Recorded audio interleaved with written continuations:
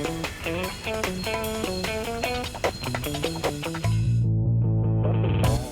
guys, here we are with Not All About Fitness. Let's get into this.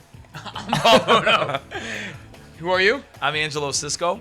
And today we're here with Adam Greenberg from Lurong Living, and he's gonna tell us a little bit about his company, how he got started with fitness, and a little bit of his background with some professional baseball. Cool. Get into it, Adam. So professional baseball, I think, is definitely something that you're probably very proud of in your career. So tell us about that, how that all came to be. Well, I mean, obviously, I grew up playing baseball. I played 3 sports in high school: baseball, basketball, and soccer. Nowadays, that's kind of shunned upon to not be sport specific. But for me, that's what I love to do, so that's what I did. And it gave me a lot of different skills. I know Jay was talking earlier about, just the training systems and everything. So by playing different sports, you're doing, some are more quickness, agility wise, some are longer distance, training that system. But just overall, it was just a great experience for me. But I always wanted to play Major League Baseball. I mean, from the time that I was 5 years old, growing up watching the Yankees and just being in love with baseball. When I was 13, we went to an AAU Field of Dreams, basically, out in Iowa. We won the national championship, and I was like, wow, we're playing against guys all over the country. And I was able to compete at that level.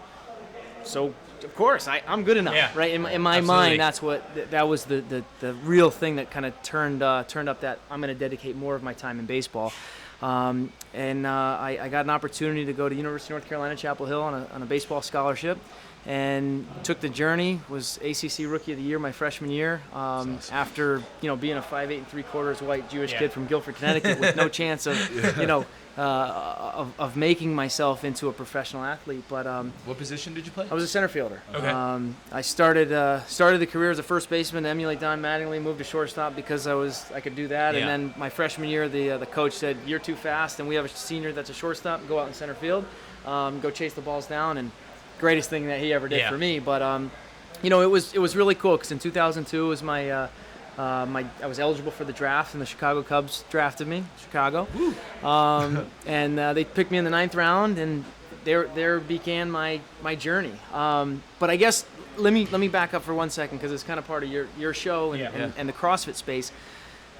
When I went to UNC Chapel Hill, it was my introduction to Olympic lifting. Yeah. And we had the PVC pipes, and we spent, we weren't allowed to touch a barbell for weeks on end. And until your form was impeccable, then you graduated to a barbell. But that was the thing for me that was like, oh my God, I found explosive power. So cleans, we did snatches, we did front squats and back squats, the whole nine. Absolutely. But it was Olympic lifting, and that was just amazing. So now I'll take that, and we'll come back to the story later, but why that's important for me. I had a great college career, and that's what we did from a lifting standpoint. Then I got drafted by the Cubs 2002, played a half season with the team in Lansing, Michigan, got promoted to single A Daytona, so I was in Daytona for a couple years actually. And then in 2005 I got my opportunity, my call up to the big leagues. Awesome. So it was an amazing journey up, and then my first at-bat, first pitch in the major leagues, it was Sunday Night Baseball. You want to talk about, like, I'm on cloud 9, top of everything, and signed my contract. I'm a big leaguer. Yeah. First pitch, 9th inning, I got hit in the back of the head with a 92-mile-an-hour fastball. That was my welcome and introduction to Major League Baseball. Unfortunately, I grabbed my head instantly. I thought my head was split open. My eyes rolled in the back of my head. I said, "Stay alive, stay alive, stay alive." Not the normal things you'd say in your first major league at bat. But what transpired is basically the story that has defined my life. I had positional vertigo for 2.5 years. I had vision issues, and started bouncing around organization. Was able to kind of get the vision corrected. It took 2 years to find a doctor that was able to do some visual stimulation drills with 3D glasses, and everything like that. But overcoming you're top of the world, and you get hurt. Well, you know the deal. Yeah.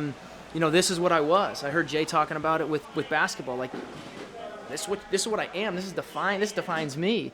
But But when you get hurt, it's like, well, now what? And what for me was, that's not it. I'm not just going to get hit in the head, and that's the end of my major league career. So when the training staff came over and my eyes came to, and they looked me up and they sat me up and asked how many fingers and all those questions, the question that for me was like, what are you kidding? He said, where were you 2 days ago?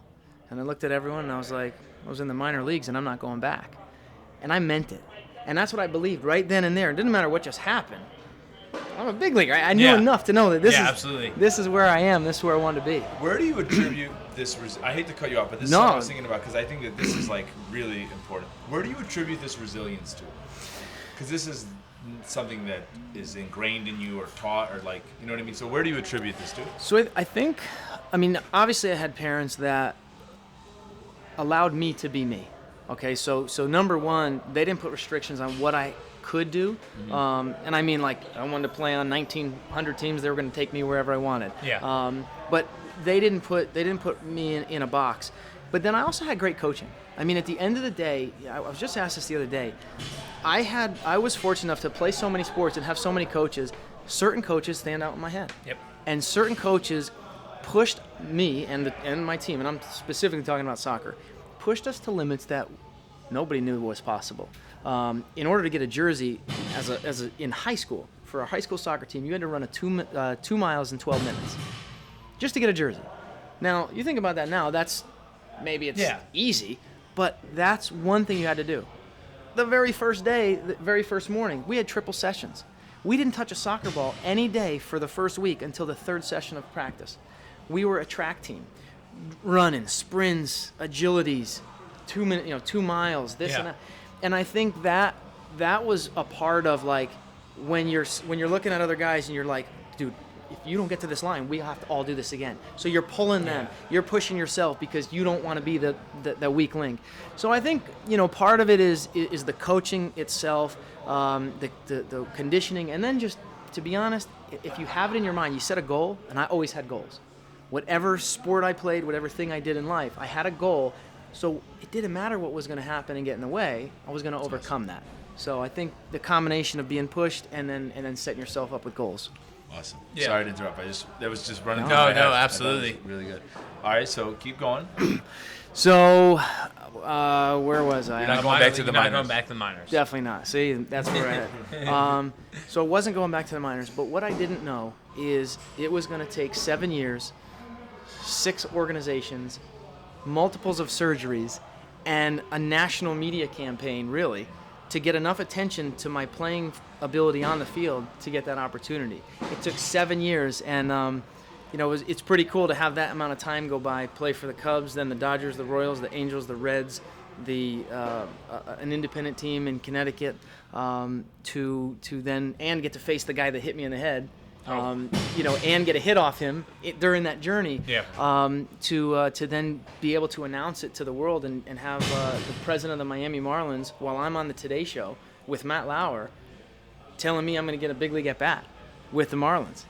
And that was like everything that I had worked for and overcome, and all the injuries and everything was like that 7-year journey was made magical, because now my story was out there, not for me, but it got to impact so many people's lives that they got to hear, oh my God, like second chances do exist, but not just you were handed it, you earned it. So I think that's been kind of, we'll call it a defining moment for me, was to be able to share my story out with the world. Absolutely. That's awesome. Good stuff.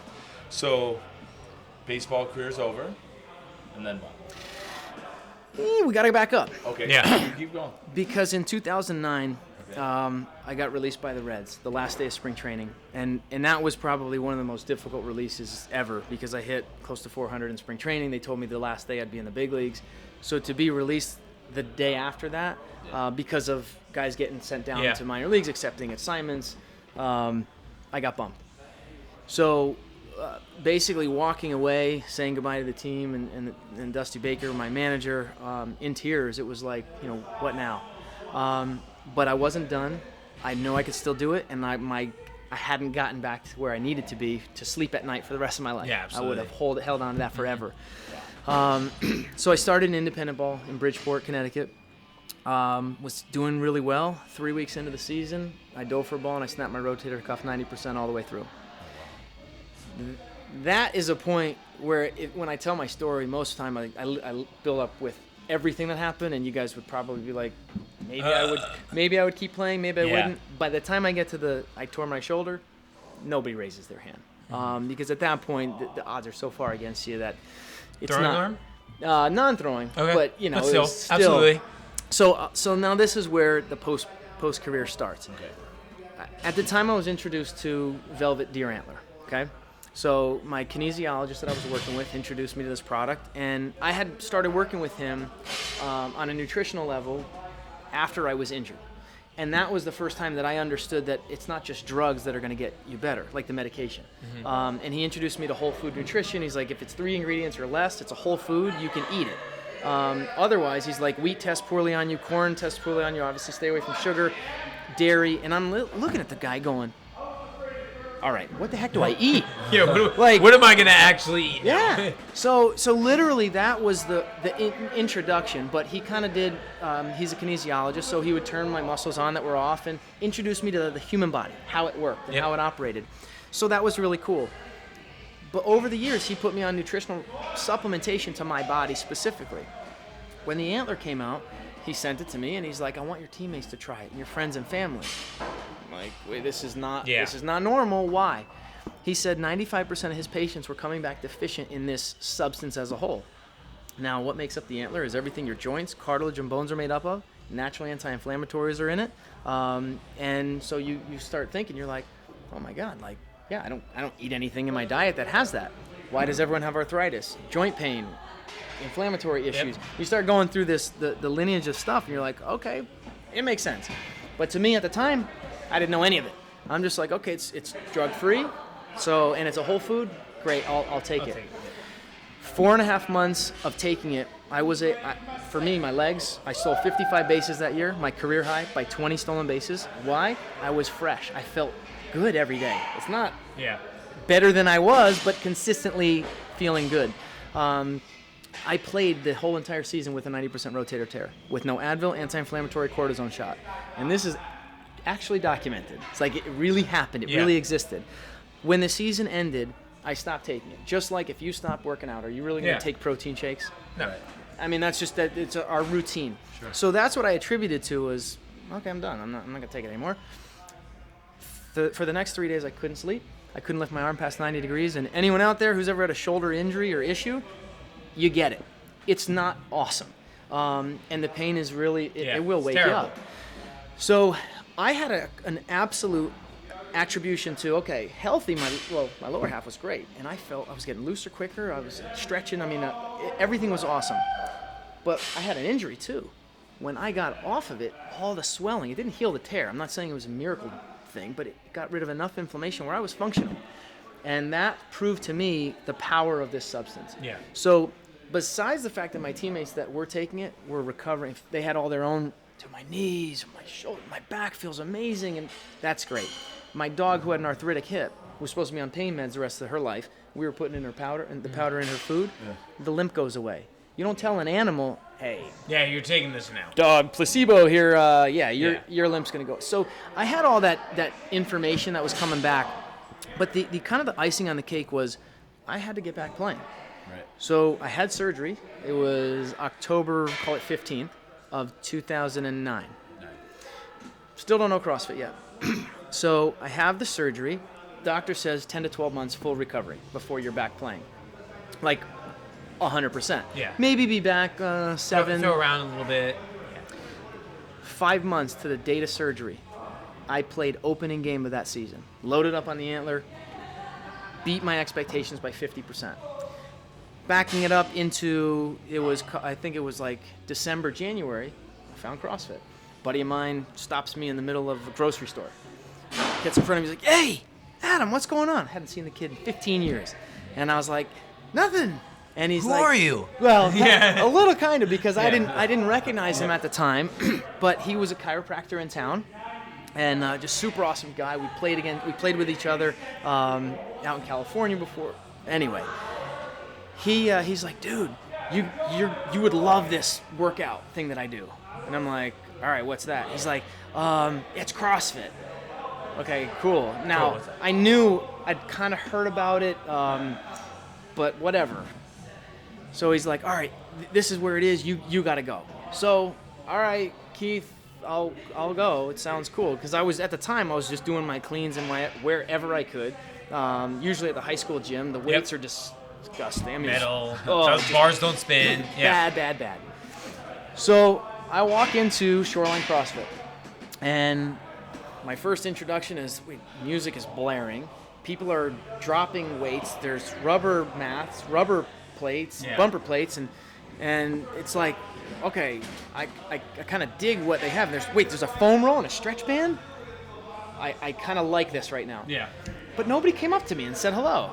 Nobody, I mean, because the class was going on. There's no front desk. There's nobody like greeting people. Yeah. So I was just waited around for a bit, and literally like 2 minutes away from walking out, one of the owners came up to me. And thankfully somebody that was there knew who I was and told the owner, and so they did their Googling in the back. Yeah. And so he came up and introduced himself, right? Not saying I am anybody, but it was just like, yeah, absolutely. He came up. Yeah, so it was just cool. So it was Dave Plumet, and he literally said, after we talked for a while, he's like, hey, come in tomorrow, get a workout, just you and I. And I, at the time, I'm scrambling for like, what shoes do you wear? Like, what are we doing? What do I do here, right? Yeah. So I ended up buying, I don't even know what. I went to like, where just anything on clearance that kind of looked like maybe it has a sole that's kind of flat, but it kind of be able to run. Like, I didn't know.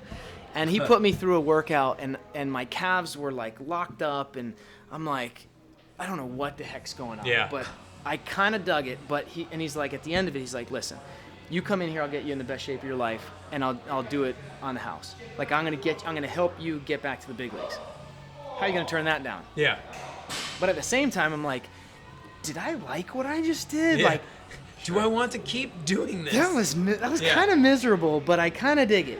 So in the beginning of CrossFit, when you know nothing about anything, and you get on the rower, and the guy's like, keep it under 130, and do that for like 750 meters. You don't think, you're like, okay, I guess I'll try this. Okay, you have no concept of anything. If somebody says, hey, go run an 800, or, from here to there, in sprint, you're probably going to be like, dude, that's a half mile. Like, no. Yeah. But anyway. Ignorance is bliss sometimes. Ignorance is totally bliss. But, and me being a sprinter and a speed guy, I'm like going out with everything 100%. So I die on everything that he was putting me through. But the point was, that's where I found my home.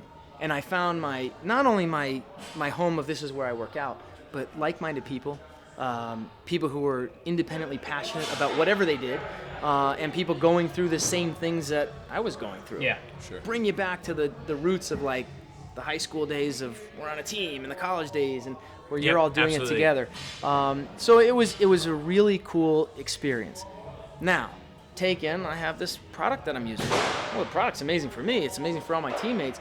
And these guys are living off of Advils and like Costco bottles of ibuprofen that you're like, you'd probably die if you. Your liver's not in good shape. Yeah, you're gonna have a thing called an ulcer, and like, so just the way that I kind of do it, I just say, hey, try this out. Just see what you think. Get off the Advil for a little while and see how you do. So Dave and a bunch of the trainers there started taking it. They all came back with the same result, and the same result was, dude, my knees feel. You know how much they squat. Like, my knees don't hurt. Like, I'm able to get into it quicker and stuff like that. So that's kind of the introduction into Lurong Living. Lurong Living's product into CrossFit, my journey into CrossFit, and then from there, it literally was just an evolution. So I started going out there. Went to the affiliate gathering up at Reebok, so meeting all those guys, and Don Hasselback started taking our products, started loving it, so now Reebok HQ is starting to take our products. But really what happened, we talked about challenges a little bit, and we'll get into that, but what I was going around seeing is what made CrossFit unique. Yes, the workouts are awesome. Yes, it's a community. Yes, it's great. But they had a firm grasp on nutrition. So when you first joined, it was you do these workouts, You're introduced to proper technique because it's functional fitness, how to pick up your kid, how to move a couch, like real stuff. Yeah. But beyond that, it was, at the time, it was paleo, right? Right. So at the time, it's paleo or fail. Guys, if you don't eat this way, number one, you're going to have all sorts of illnesses. Yeah. You're going to be sick. You're going to die You're gonna be in 3 fat. years. You're going to, like, all those things. Right. And to some degree, it's fairly accurate. But what was happening was all these gyms were running their paleo challenges. You remember back in the day? It's on a whiteboard. Yeah. And it's, oh, Paul. Yeah. Like, I'm a member. What can I eat? Yeah. Oh, is this okay? And then you're the owner, and it's like, Angelo, can I do? And before you realize that you, the owner, and the trainers are like, dude, this. Well, no, we need to do this, but what Yeah. a nightmare. And I was going around gym to gym, talking about and educating the classes on the product, and seeing that there was a huge kind of disconnect with the education of nutrition. Absolutely. So you started Lurong. You had the deer antler product, Yep. and then you were just kind of as you were marketing that, you saw this need for this void for a streamlining way to run nutrition challenges. Yeah. It's awesome. 100%. And what year did you start Lurong? 2010 we incorporated. 2011 we sold our first bottle. Okay. That's awesome. February 21st, 2011, was my birthday. So my partner's like, we'll get it done for you by That's then. awesome. That's great. Good for you. So that's when we started. We grew it. 2012. I think I put out a Facebook message, and I'm not big on Facebook. I'm trying to be better. I know I need to. But I put out a message on our company page. Yeah. That was when whoever wanted to write on it could. So I wrote, be ready for the first ever national paleo challenge. Now, I hadn't told my partners that they were going to build it, but that's what was going to happen, because I knew that we could make this better. So that year, I had them build it, and I got some really smart partners and great guys. Technology met with design, met with the ability to understand nutrition, and we put this together. And what I wanted to do was have every gym be their own team, and have every team make it competitive. CrossFit likes to compete against all the other teams. Get sponsors. Well, I don't want money from sponsors. I want to promote your products if I believe in your products. So equipment or other supplements that we weren't promoting, or clothing companies. Absolutely. Or what have you. Building the brands in CrossFit and getting them even bigger. Yeah. So people love prizes. So teams had to be a minimum of 20 to be eligible for grand prizes, but also individuals could win weekly prizes for competitive, like top performers. So we really wanted to make, for the first time ever, we want the most out-of-shape person to be recruited to join the team, and then we want the Paul Bonos of the world to be recruited to help the performance. Because Paul's not going to lose any weight or inches, and if he does, dude, stop, right? We want you to perform well. We want you to eat clean, because your daily tracking of food, not write everything down, but did you eat clean? You're going to contribute to the team score. The person who's going to lose a lot of weight, they're going to contribute to the team score. The most inches to team score. So you really do, unlike the Opens, where it's truly strictly performance-based, which is awesome, we're going at, let's unify everyone. Yeah, like a combination. Yeah. Yeah. So it's really about building up, because 99% of everyone is not the people that go to the games. Yeah. So it starts like with the baseline workout? Or Yeah. Is that how that works? Or how So does that really, structure? Over the years, what we've finally now we got rid of the term paleo, because it's not all or nothing. Sure. So we have 3 levels of diet and 3 levels of fitness. In the beginning of the challenge, you join the challenge. You sign up under a team. So CrossFit O'Hare. I'm going to join under CrossFit O'Hare. That's my team. It's up to me. I go into the gym. I take my body measurements and weight. There's a video. You click right up, and you see how to take body measurements. So you try to make sure you get the same person to do it, just so it's accurate. So the athlete inputs their score, just like the Opens. Now the owner validates it. Yeah, that's right. He's not 300 pounds right now, and he's going to be 180 in a couple months or 5 weeks. You can do that. But so that's the beginning, and then there is a benchmark workout, and the benchmark workout is you have a week to do it. So we usually tell the box owner, listen, I know your program is perfect, and everything is you program 12 months out, and everything is beautiful. Yeah. But we have Neil Maddox that does our programming. He kind of knows what he's doing. Oh, yeah. And he has we have 3 levels of fitness. So you pick what fitness level works for you, but the gym owner, make it big in the gym. We're going to do the workouts, the challenge workouts on Wednesday or Saturday morning, whatever the heck it is. So the athlete picks the level that they're going to do the workout. Whatever fits them, they do the benchmark, they input their score and their time into the system. Very easy to put their score in. 5 weeks later, they retest body measurement, they retest weight, and they retest the workout, but they have to retest the same level that they did at the beginning. Absolutely. Just so you have a true So comparison. it's valid. Test and retest. The cool features of it is the daily accountability, right? Because at the end of the day, you can be told to do this, but when you go home, who are you accountable to? Yourself. The system just asks 6 questions a day. Breakfast, mid-morning, lunch, mid-afternoon, so on and so forth. And we're not saying have to eat 6 meals, but in a given setting, what level did you eat? The elite level, the pro level, or the starter level? And all it really means is what are key restriction and key allowances. Now, all levels, we allow alcohol. Yeah. The caveat is 6 ounces of red or white wine in the elite level per day, so on and so forth. So those certain things, ghee is allowed in the elite level. So just so somebody can kind of see it and be like, all right, this can work for me. We also have a 5-week meal plan. So That's cool. People love that. Now, a 5-week meal plan with a grocery list of week by week what to buy at the grocery store, food, and what utensils to make the food. Breakfast, lunch, dinner, snack, the whole 9. That's convenient. It's laid out crystal clear. Now, the point is that's your tool. That's your guide. It's just like, hey, these are your workouts. That's your guide. If you need to modify or you want to modify, go for it. We have a full recipe section. You can click what breakfast, lunch, dinner, snacks, smoothies, whatever, and that's your I don't have to think option. Okay. There's also a food database search because this challenge platform is intended to change lives. It's not intended to be a 5-week fix of like, oh, let's lose some weight.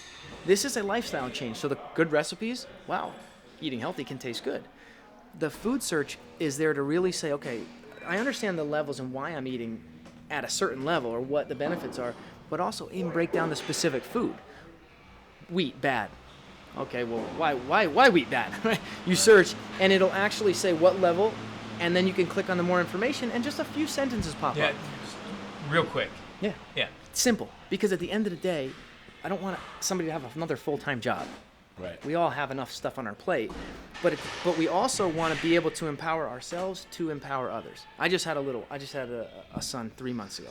My life has changed forever. Mm-hmm. But what I look at him and I say, I want to put the most people possible around you that are going to give you the best chance to succeed and be healthy. Yeah. Because if you're around people and all of a sudden you see birthday cakes, starting to be, well, I'll say paleo cakes, but just something like that, or the snacks start to change, or what everyone else is doing. Instead of the juice boxes, they're having clean drinks, things like that you're like, okay, that's the lifestyle that I want to provide, the legacy for my son. And then for the boxes, CrossFit, it's for the people here, but it's also to spread the message of fitness. So no matter what is opening up around, it's people are getting into that functional fitness. It may not be specifically CrossFit, but you know what? Good for people to get out there and start doing that. So I think that was the goal of this whole platform, was really to empower people, change their life, impact it, give them every tool under the sun, give them the accountability, become a part of a team, and literally be able to be like, Paul, dude, what are you doing every night? Like I'm seeing all your scores and like you're cheating every single night. Let's clean it up. So it kind of brings that team atmosphere back in and into nutrition, which let's be honest, when has it ever really been there? Even in that paleo setting of all the individual gyms, it's just me. I'm competing against you. Right. So it's never been about, dude, let's do this all together. So how many times a year do you do these challenges? So now we do it 3 times a year. For the first few years, we only did 1 a year, and then we were being asked like, yo, we want more. We didn't want to be in front of people like, dude, you have to do our challenges all the time, because we wanted to really have it be genuine. So we do a resolution challenge in January. Duh, that makes sense, right? New Year's resolution, that's what I'm doing. Then we do it's called a summertime challenge, which actually starts May 16th. And it's a great one for people because it's the summer, and most people, you're going to be on vacation, you're going to do this, but let's not lose everything we just did all year. Right. So, and then for the new people in CrossFit, it's like, all right, the ability, the tool is there for the owners, and those that have plateaued that are like, I need something. So that's in May, and then we run it's called our championship challenge. It's in the fall. It's in September. So the summer's now ended. So it's set up where these 3 challenges exist. We have our box owners. They're like, dude, I'm in for all of them. I might pick 1 or 2 that I'm going to blow up, and then I'm going to cherry pick people that I'm like, come here, You need this. It's time. So we've had your fun. Our whole company is based around honesty, truth, clean. Everything we do, all our products certified drug-free, but it's relationships. In CrossFit, at the end of the day, the basis of CrossFit was about community. Sure. Good community, and our product, our company, we feel emulates that because we want a relationship with our box owners. Yeah. We want a relationship with our people. You go on Lurong Living on challenges on YouTube, you'll see endless stories that are life-changing. We have over 50,000 people that have run through our challenge platform. And that's not just a number. That's like that's significant. Because it's saying success, and it's not. I mean, these success, go look. They're real life-changing stories of inspiration.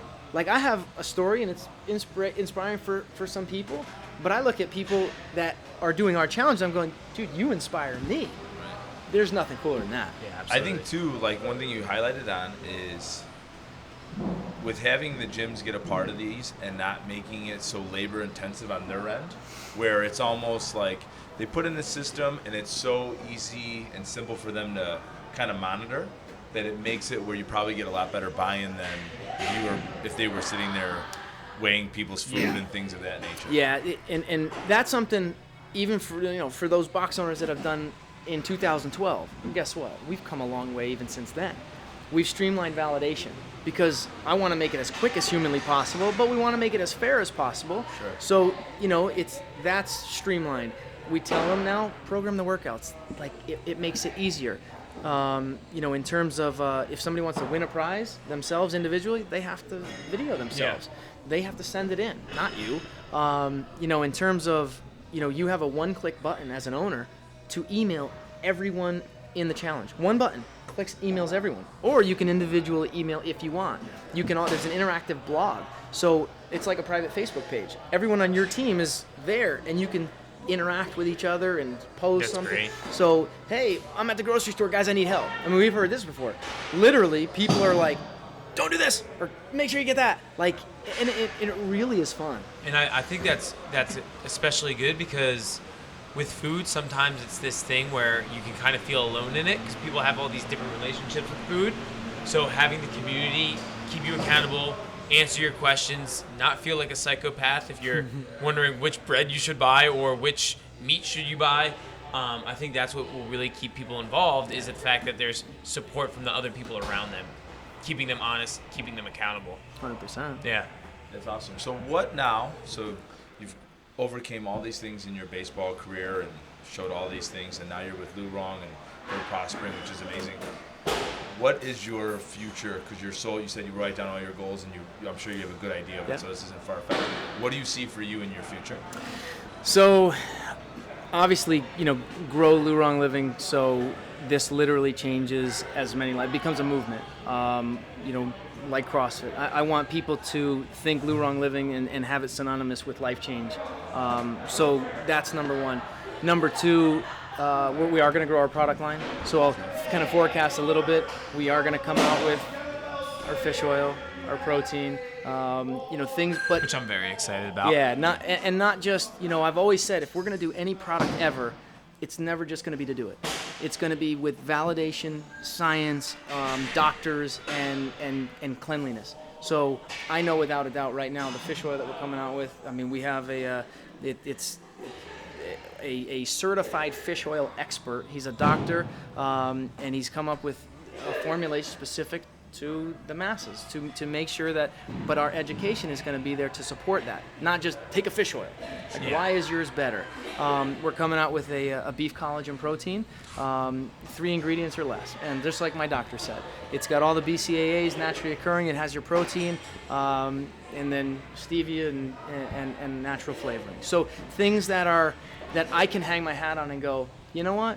It might not taste like a sugary drink. Yeah. But the people that are following us that are going to trust who we are, they're going to feel comfortable taking that. So those are just a couple things in growing this line where we are the trusted brand, and people love us and they want to take whatever we come out with because they believe in it. So that's number two. My other thing is I do public speaking. So I want to take my story out and get that message of perseverance, overcoming obstacles in just life. And it's ties to so many different things and so many people that every time I speak and I have people come up to me and say, "Oh my God, thank you," or "I learned this," or "Yeah, I can relate to this," because there's almost nothing better. I was an entertainer for the first part of my life. Now I can impact the quality of people's lives on a day-to-day basis, other than just saying I'm escaping reality for a few hours. Yeah, absolutely. And I would probably say the last thing is the knowledge and the passion that I have for the sport of baseball. To say I'll never get involved is not going to be the case. I want to build the business up enough where I can go and do the baseball thing, whatever that means, whether it's a front office, whether it's on the field manager, whether it's just giving back. I've got to learn from Hall of Famers, some of the best players to ever play Major League Baseball, because I got to play for so many damn teams, which is good and bad, and at so many different levels. But I have a wealth of knowledge that I can give back.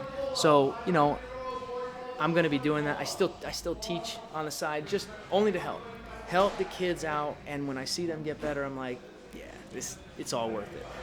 So wherever that path leads me, I have the plan. But just like I had the plan to play Major League Baseball for a long time, I kind of say the adage of, life throws you curveballs. You ever heard that? Okay, well, life threw me a 92-mile-an-hour fastball, and it drilled me in the back of the head. So you don't know where your path is going to go. You might veer, but that's what I'm thinking, and that's what I'm shooting for. That's awesome. It's good stuff. Yeah. Really good. I love this story. It's good. So if people were looking out for you, trying to find a little bit more information, maybe about you personally or Lurong Living, where would they find this? Well, and the challenge is May 16th. The May next 16th. Challenge, so there's still time to get in there. Oh yeah, registration doesn't even go live until April 4th. And where is that at? Challengeseries.lurongliving.com. So I know it's a long name, but challengeseries.lurongliving.com. We'll definitely put it in the notes. Put it in the notes. Maybe a little click tag. I think I have an Instagram, which is Adam Greenberg 10, and I say I think because I'm pretty sure. My Facebook is probably Adam Greenberg. I would imagine. So there we go. But LurongLiving.com is our main website, and if you go there now, you're gonna start seeing an evolution. Things are gonna start to change. Cool. Coming out with a whole doctor section. Kind of get my story out there a little bit more. But you can certainly Google my story and check out the Today Show and the things that I've been on, because at least for me, when I watch it, it still gives me chills and goosebumps, because it was just a pretty cool experience. So that's great. Thank you so much for taking time today. Absolutely. Thank you so much. Yeah. Paul, you want to close us out? Yeah, sure. And if you're looking to find more about Not All About Fitness podcast, go to www.notallaboutfitness.com. Instagram at Not All About Fitness. Snapchat coming soon. Same name. iTunes. I always forget this part. Hit like and subscribe on iTunes. Give us a follow. And check us out for some more upcoming updates. Thanks, guys. Boom, baby. Click on all the links anywhere they're popping up. Paul knows where they're going. Thank you. Please subscribe to all our stuff.